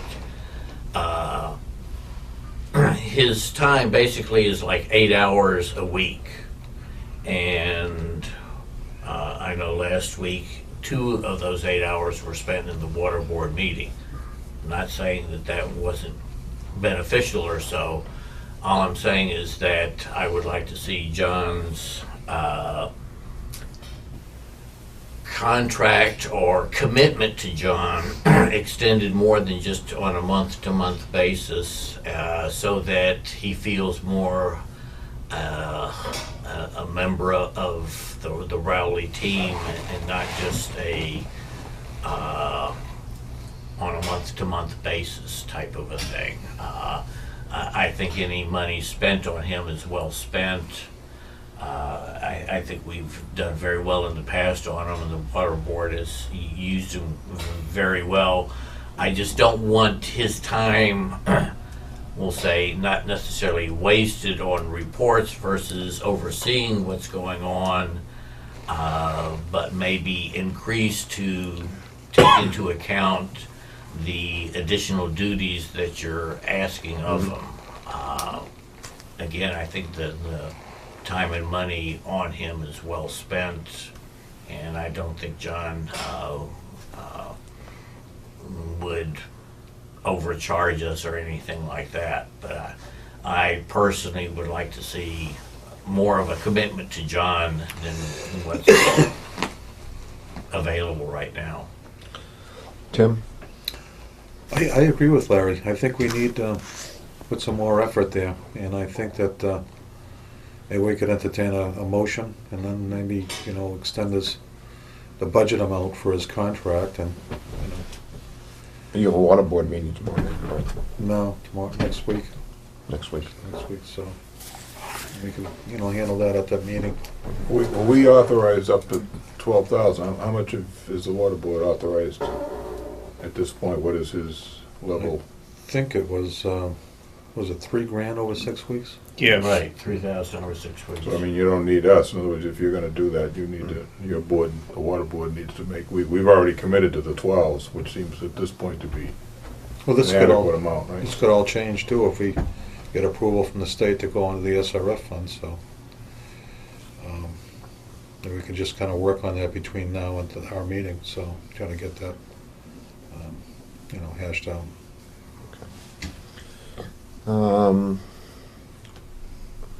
Did we answer that full question? I think Mark said earlier that he did not have a report ready. Did not. Mr. Chairman, I don't think you've addressed this. I think this is the first time you've asked if they could look into reviewing those initial change orders. This was not discussed at a prior meeting.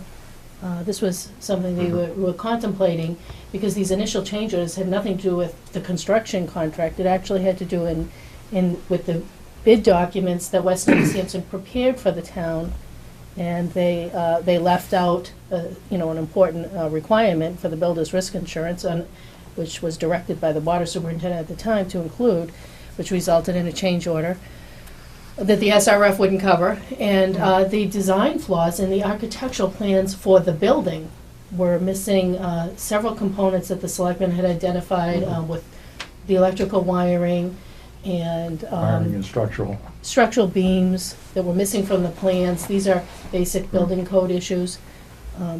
So Is that is my needs to be understanding, addressed. yeah. If that could, I think that's what you were asking. If Yes. Mr. Hargraves, in utilizing his skills, could review this, because there may be an opportunity to pursue that and recover some of those costs to the town. So Tim, we really need that. Mark? I know that his efforts have been going into current issues at the treatment plant to keep the current change orders reconciled, and he's almost completely up to date with that. Okay. So I know he's been working diligently on those things now. But he needs Sure. to go back and address these other issues in the past and file a report with us.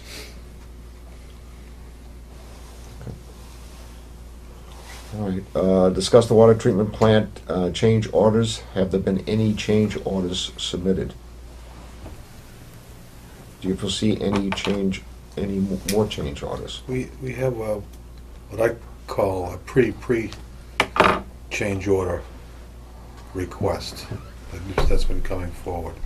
It gives us more time to review something before it comes up. And I think there's 3 or 4 on the table. We approved one at our last meeting. Mm-hmm. It was kind of like a real minor thing that needed to be changed. And Mr. Hargraves is going to look into the other 3, so he hasn't finished up there on that. Unless you have an update on that, Mark. No, you're saying, you're correct. There are 3 of the current group that have not been, the bundle number 7, I guess we would call it. Everything 6 and below is history at this point. But bundle number 7, there are 3 that have been approved, 2 that John Hargraves has looked into and hadn't reconciled and believes they're okay to go with. Mm-hmm. In fact, of 1, 2, 3, 4, 5, 6, 7, 8, 9, 10, 11, 12, of 12 change orders in this current bundle, none of which are new, there's really only one for $11,500 that he has not reviewed yet, and that was had to do with conduit and wiring for the floats for the sewer pump chamber to control panel. Those were electrical components and the sewer that needed to be explosion proof because of the potential gases, so on and so forth. And it was a key event. If we didn't start that, the contractor has already started that work, because if he didn't, we would be extending the contract, the treatment plant completion even farther. But John is still reconciling that to make sure that Was that wiring left out, or was this? that wiring was left out of the design, yes. I think that goes back to Bob's question about having John kind of look into that stuff to see if there's some responsibility there or liability on the part of the engineering plan. He's doing that with this one and the others, Okay. and making, he is not recommending this one get approved at this point until he goes through. Now, the explosive wiring that was installed here, okay, was that already a fixture of the design, or was this to be added? This was omitted from the drawings Okay. as an error, and was discovered after the fact that it needs to be in there. Well, there were pumps in there, and there was no electrical wiring to run the pumps.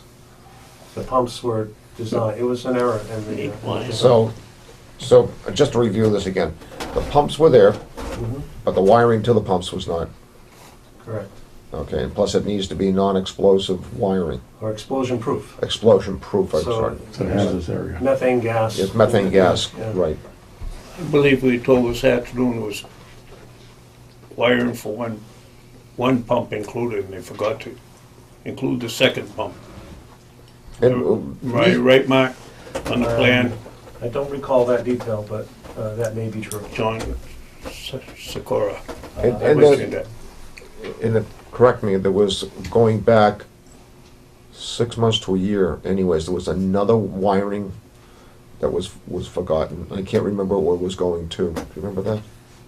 It was probably another pump, Bob. Was it another pump? I mean, I find it hard to believe that we have a pump, you know, and no wiring going to it. I mean, that's a major design flaw. Well, I think that, you know, and I could be wrong, but John's gonna put a report together to Okay. outline what is typical to the industry for any kind of, you know, change orders that are typical to all these construction projects. I know it sounds kind of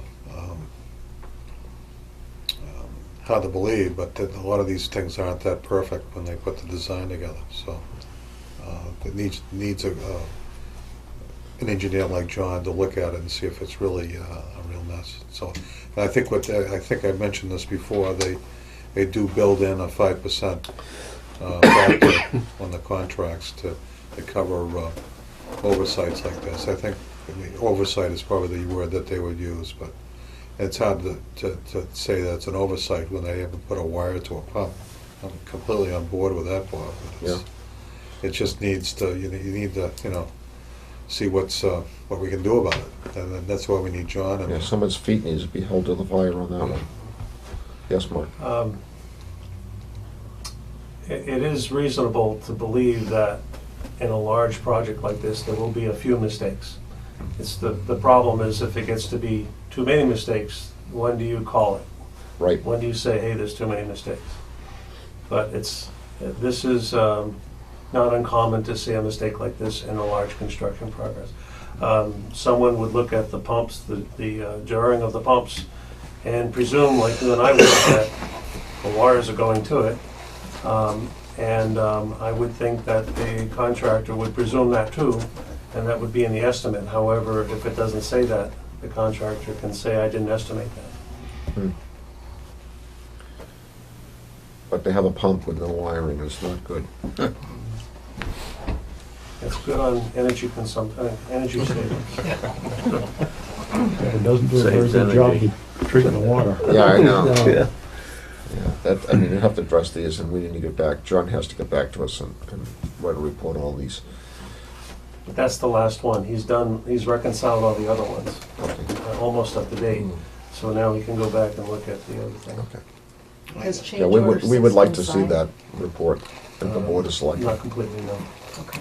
I don't know if he picked up the ball at change order 3 or 4. I'm not sure, but you know. He wasn't here when these were errors that related Right. to the Weston and Sampson's work.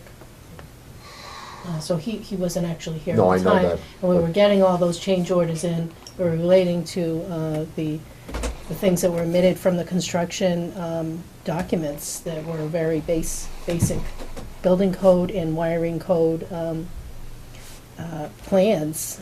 And Mr. Murray, being an electrician, certainly picked up on a number of things that he was shocked at the selectmen's meeting that weren't in the plans.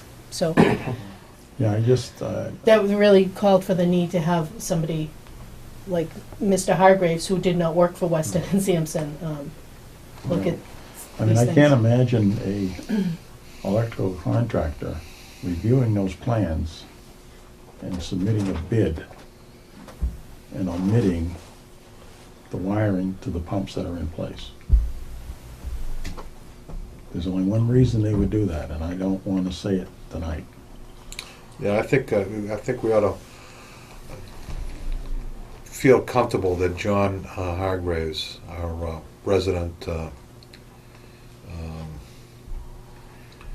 quality control thing for our board, is going to be, reporting back to us when he puts it together, and I think that we'll all have a good explanation of what's going on. So I think we've got to wait for that before we, I've already said it myself, pumps without wires and all that stuff, so, we're gonna have to just, get this plant going. Let's get this thing going. Well, we expect to see that report from Yeah. John. Okay. Yes, Mark? One thing I do want to point out is that the budget that we've asked for John Hargraves, the scope of work is to continue with the forward progress of the plant and reconciling that. Going back is going to take more time, and it will probably increase the amount of money that we have to spend. All right, anything else? We covered all the change orders? Okay. Well, any other questions from the board, comments from the commission? Okay, with that, I have a motion to go out of a joint meeting with the Board of Water Commissioners. I'll make that motion.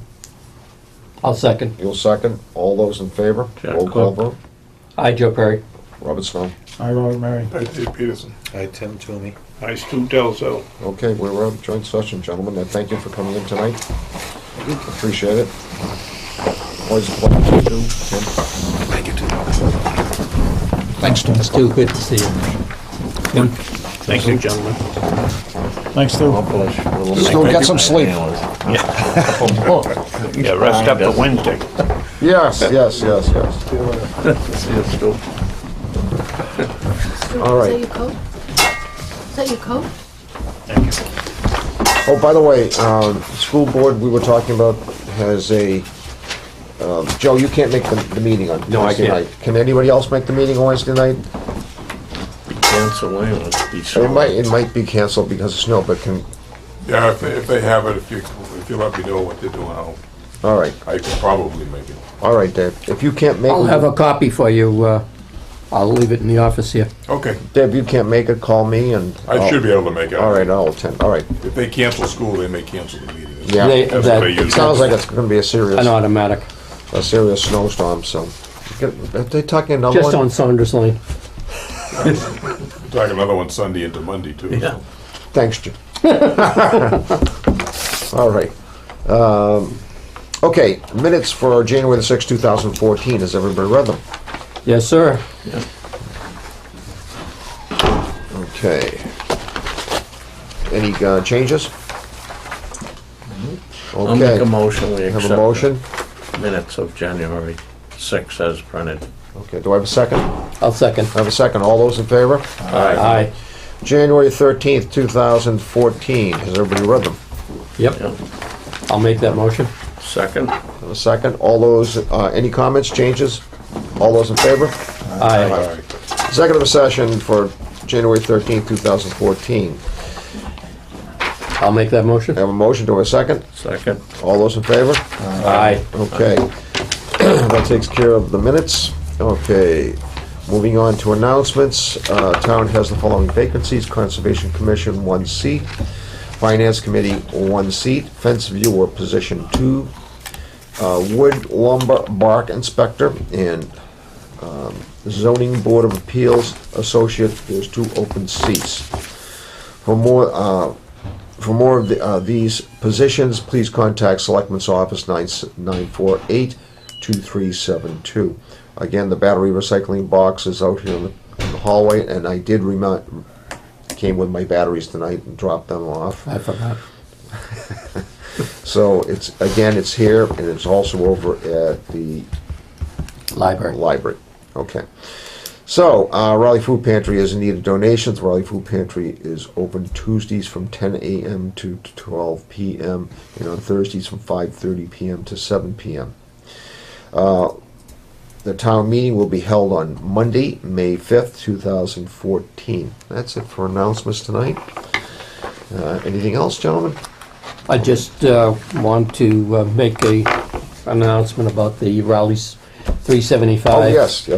And to reserve the dates of September 4th through the weekend of September 7th. That we're planning. It's going to be a great celebration. Enjoy, yes. Okay. All right, that's it for tonight. Have a motion to adjourn? I'll make that motion. A motion to adjourn? Second? Second. All those in favor? Aye. Aye. Thank you, everyone, and we will see you next week. Good night now.